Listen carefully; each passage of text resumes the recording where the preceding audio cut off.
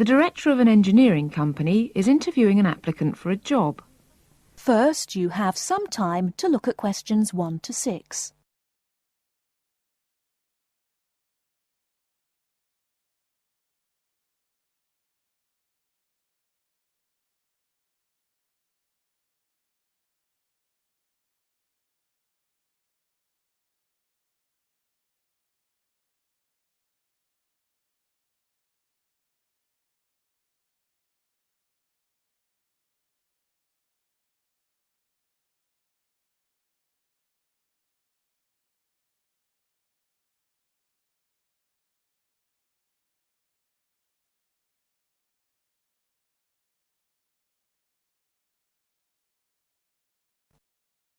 Now we shall begin.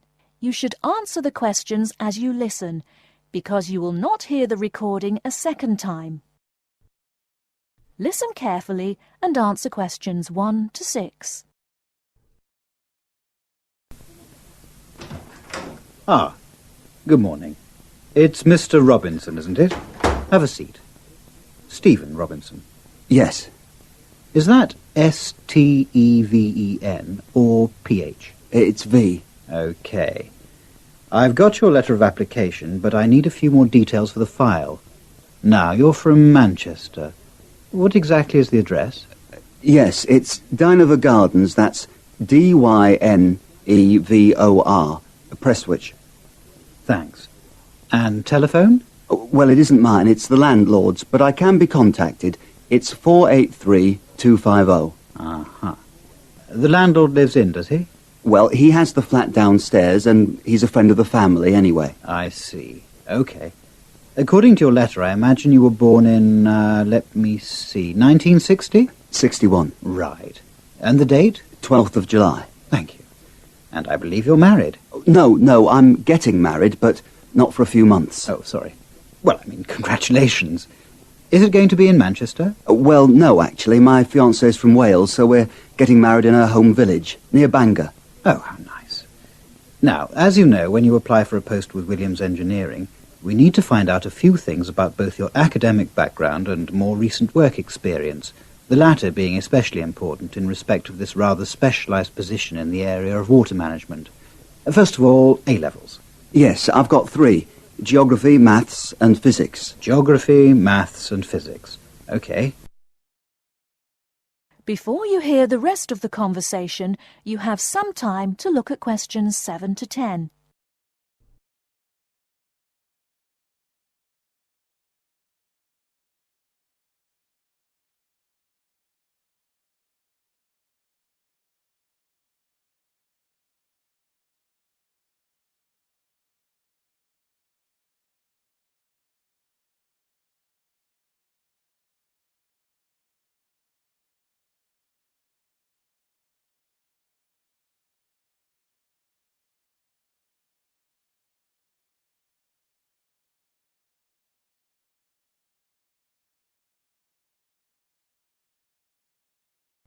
Now listen and answer questions 7 to 10.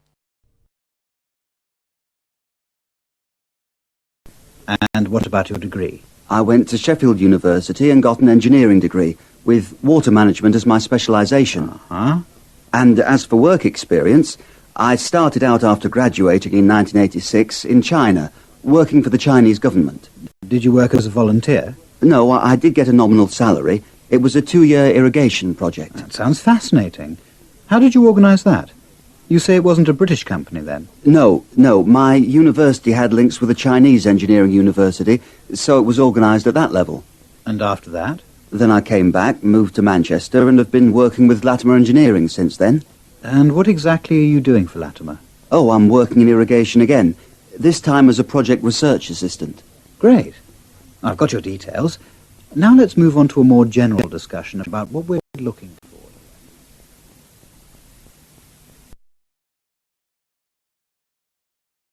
That is the end of part 1.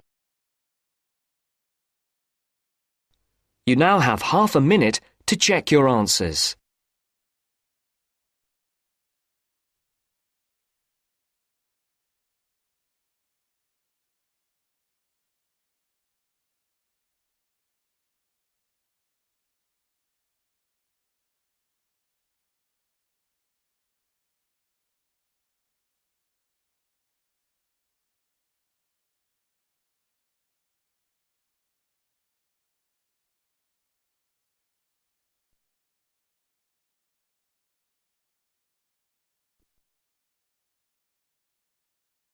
Now turns to Part 2. Part 2. You will hear a university administrator telling a group of new students about the central campus buildings and the facilities they provide. First, you have some time to look at questions 11 to 16.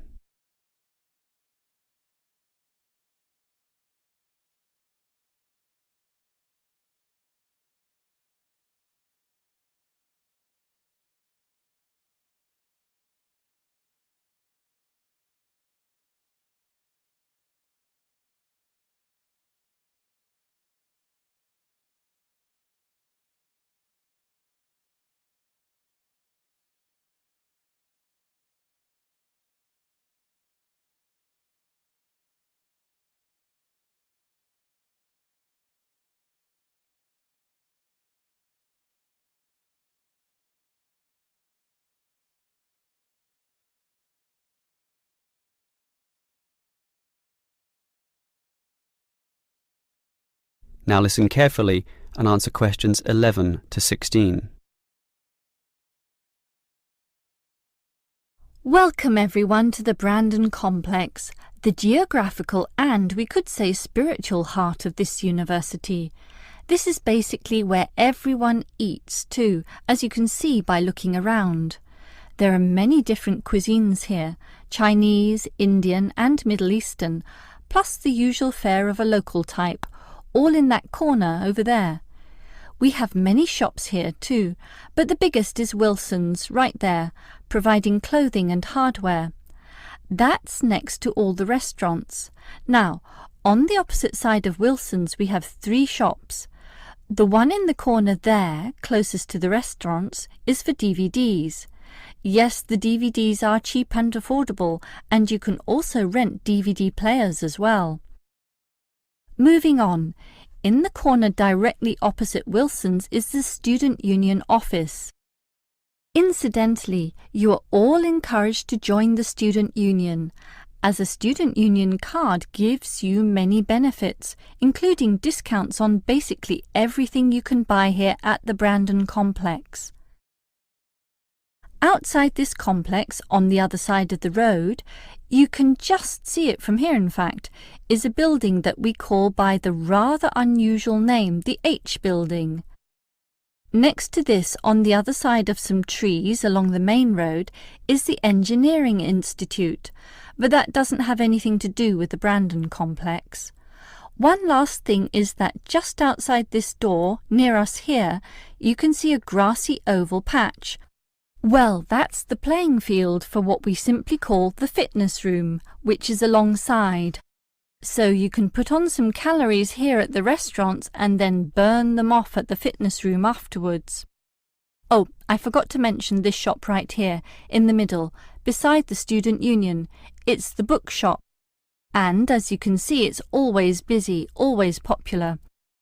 You can buy newspapers, magazines and stationery there, plus a few clothing items as well, just as you can at Wilson's. Why don't you go and take a look right now? Before you hear the rest of the talk, you have some time to look at questions 17 to 20.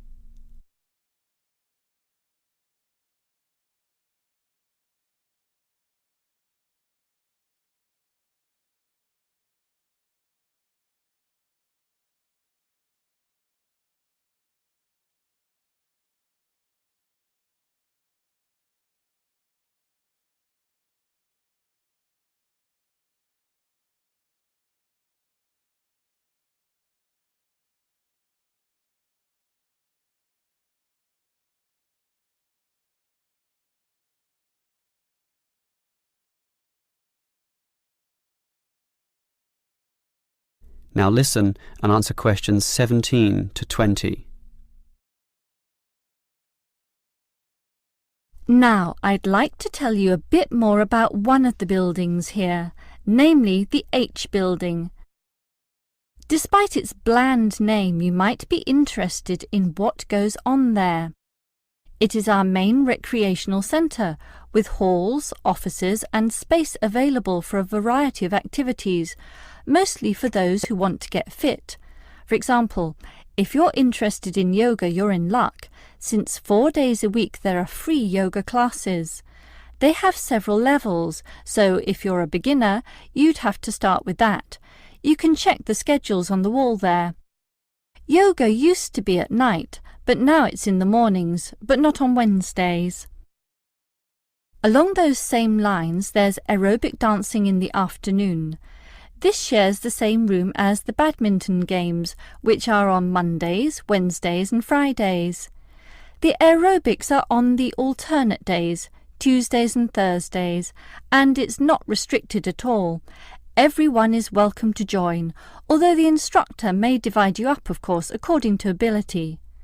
And, just to show how diverse the H building is, there's even some spiritual solace available there, inside the multi-denominational prayer centre, with individual booths and a variety of holy scriptures and texts available to read from all the major religions of the world. That's open all day over the weekend, but not at night time, when the rooms are for private booking. Finally, for those of you of a cerebral nature, the University Chess Club operates at night. That's open from 8 p.m. every... is it Wednesday or Monday? No, sorry, Friday. And I think it closes at about 11:30 p.m. So, there's something for everyone in the H building.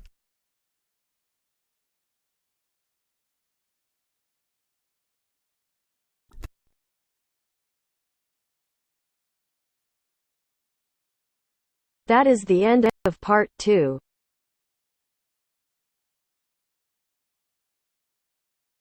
You now have half a minute to check your answers.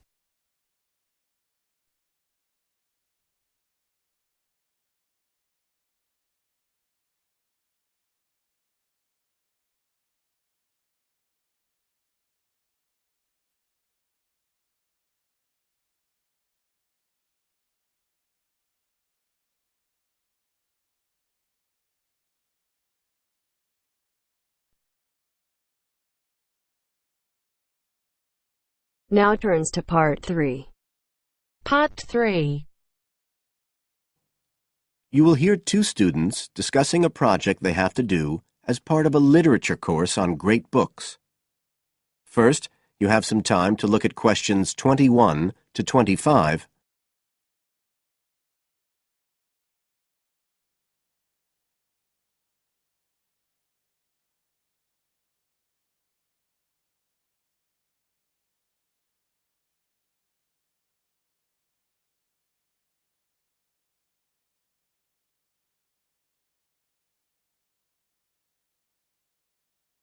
Now listen carefully and answer questions 21 to 25. Hi, Joey. How are you doing? I heard you were sick. Oh, hi, Olivia. Yeah, I had a virus last week, and I missed a whole pile of lectures, like the first one on the great books in literature, where Dr. Castle gave us all the information about the semester project. I can give you copies of the handouts. I've got them right here. That's okay. I already collected the handouts, but I'm not very clear about all the details. I know we each have to choose an individual author. I think I'm going to do Carlos Castaneda. I'm really interested in South American literature. Have you checked he's on the list that Dr. Castle gave us? We can't just choose anyone. Yeah, I checked. It's okay. Who did you choose? Well, I was thinking of choosing Ernest Hemingway, but then I thought, no, I'll do a British author, not an American one. So I chose Emily Bronte. Okay. And first of all, it says we have to read a biography of our author. I guess it's okay if we just look up information about him on the internet? No, it's got to be a full-length book. I think the minimum length's 250 pages. There's a list of biographies. Didn't you get that? Oh, right. I didn't realize we had to stick with that. So, what do we have to do when we've read the biography? Well, then we have to choose one work by the writer. Again, it's got to be something quite long. We can't just read a short story. But I guess a collection of short stories would be okay? Yes, or even a collection of poems, they said. But I think most people are doing novels. I'm going to do Wuthering Heights. I've read it before, but I really want to read it again now I've found out more about the writer. And then the video. We have to make a short video about our author and about the book. How long has it got to be? A minute. What? Like 60 seconds? We got to give all the important information about their life and the book we choose? Well, you can't do everything. I wrote it down somewhere. Yes, Dr. Castle said we had to find or write a short passage that helps to explain the author's passion for writing, why they're a writer. So we can back this up with reference to important events in the writer's life, if they're relevant. But it's up to us, really. The video's meant to portray the essence of the writer's life and the piece of writing we choose. So when we read the biography, we have to think about what kind of person our writer is. Yes, and the historical context and so on. So for my writer, Emily Bronte, the biography gave a really strong impression of the place where she lived and the countryside around. Right. I'm beginning to get the idea. Before you hear the rest of the talk, you have some time to look at questions 26 to 30.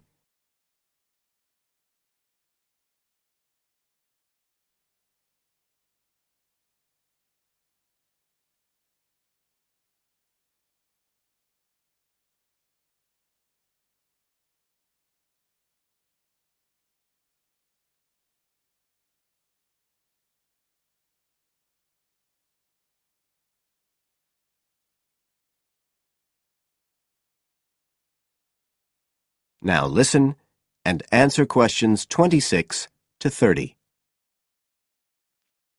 Can I check the other requirements with you? Sure.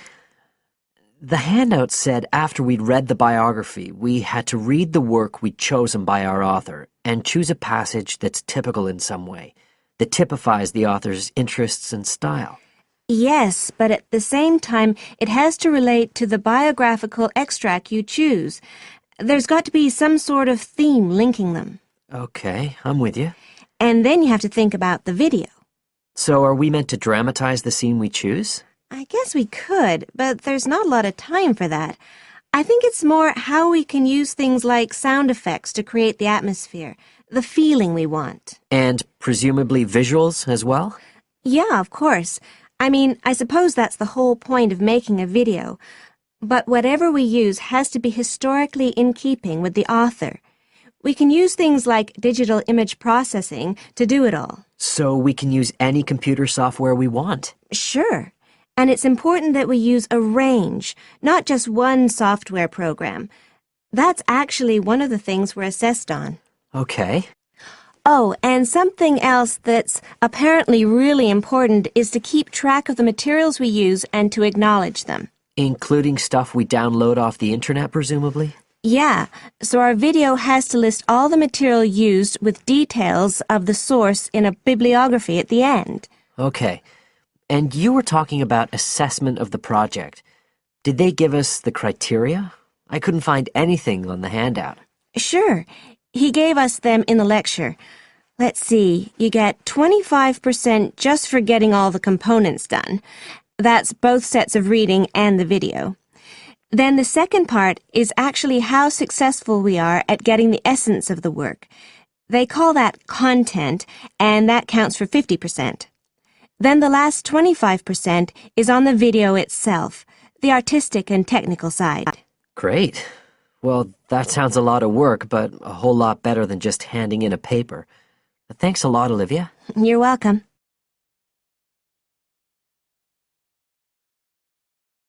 That is the end of part 3. You now have half a minute to check your answers.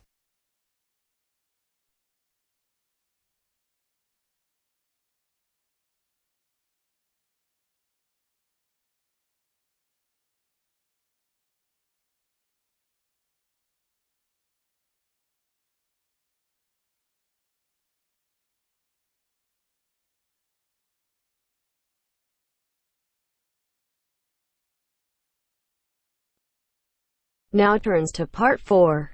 Part 4. You will hear part of a lecture about product life cycles.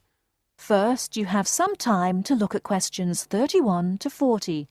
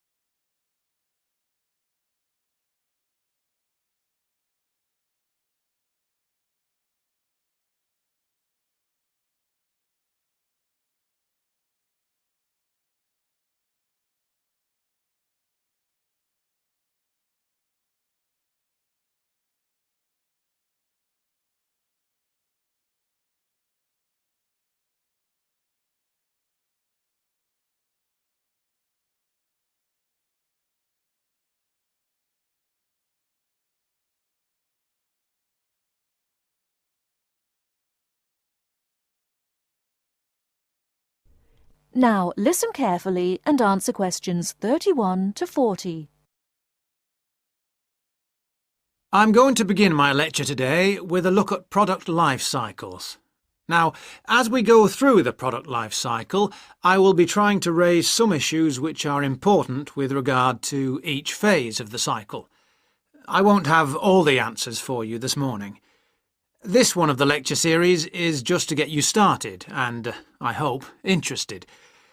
Let's start with the first phase of the cycle, that of product design. This is really the most important part of the cycle. We often talk as if it is consumers who are responsible for recycling, and so they are, but in reality, the major responsibility must be borne by designers. They can design products where recycling is easy and cheap, or difficult and expensive. In the latter case, the likelihood is that recycling, though technically feasible, will not in fact take place.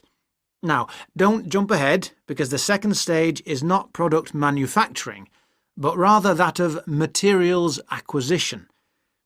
This is the activity we do when we mine coal or other minerals such as gold or iron or copper.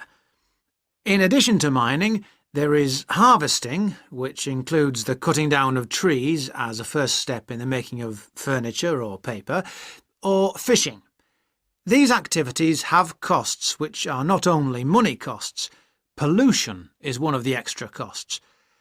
We have also to think whether the resources we use are renewable, such as trees, or not, such as coal and other minerals. The third stage is not manufacturing either. It is materials processing. This is where we take the raw materials and use energy to change them into a form that can be used in manufacturing. For example, trees must be turned into paper or oil into plastic. The cotton plants that grow in the fields must be turned into cloth. All of these activities require the use of chemical processes, and, as with all chemical processes, waste is produced, often of a dangerous kind. And now we come to the manufacturing stage. This is usually the most expensive in terms of cost and energy and waste. The wastes are often those that contribute to global climate change. For example, we make 41 billion glass containers, mostly bottles, each year, and we throw most of them away. A lot of manufacturing seems unnecessary if we could only organise things better. And this could mean greater profits for the manufacturing companies too. Stage 5 is packaging. Many products are packed in paper or plastic, which themselves, of course, have their own processes and costs. Excessive packaging is often criticised, but it must be remembered that packaging serves a purpose, often more than one purpose, such as maintaining freshness and hygiene, as well as providing information. In our globalised world, we must never forget the next stage, which is distribution. This is the stage where transportation and energy play a big part.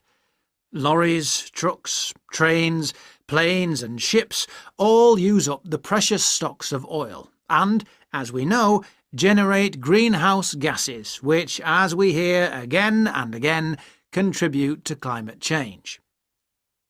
Stage 7 is the point of it all, using the product. Looking after products, using them in the recommended ways, timely repair and maintenance all reduce the need for early replacement and reduce the number of products in landfill sites. We should not encourage the purchase of single-use products, that is, products which are designed for use on one occasion only and then to be thrown away and replaced. I'm going to skip a stage for a moment and move straight on to the final stage, which is disposal, putting the product in the bin. This is the end of the life of the product and we lose it completely. It may have only a little value, but it does have a value even at this stage of its life, even in fact when it's actually in the landfill site. Now, I missed out one stage. This is a cycle within a cycle.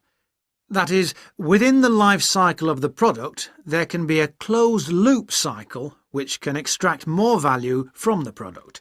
This is the reuse and recycle loop. It is a closed loop because, in theory, it can continue forever, though in practice, of course, this is not possible. Recycling products mean that they can be used to make more of the same product. CDs, bottles, books, or that they can be used to make different ones. For example, 1 pound of recycled paper can make 6 cereal boxes. And if we recycled all our newspapers, we could save 40,000 trees a day. Now, with this approach to the life cycle of a product in mind, we can go on to consider life cycle analysis. That is the end of part 4.